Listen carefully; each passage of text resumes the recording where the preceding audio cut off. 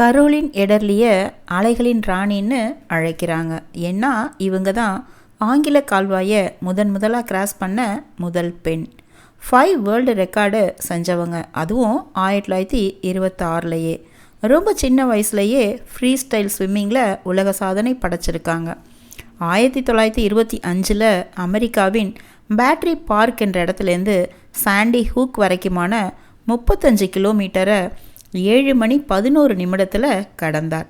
இந்த சாதனையை முறியடிக்க 81 வருஷம் ஆச்சுன்னா பாருங்களேன். 14 மணி நேரம் 34 நிமிடங்களில் ஆங்கில கால்வாயின் குறுக்கே நீச்சலை முடிச்சுட்டு எடர்லே வீடு திரும்பியதும் 2 மில்லியனுக்கும் அதிகமான மக்கள் அவரை வரவேற்றார்கள். பெண்களால் கால்வாயை நீந்த முடியாதுன்னு சொன்னாங்க, ஆனால் முடியும் நிரூபிச்சேன்னு சொல்லியிருக்காங்க எடர்லே. யங் உமன் அந்த சீன்னு இவங்க ஸ்டோரி பயோபிக்காக வந்திருக்குங்க.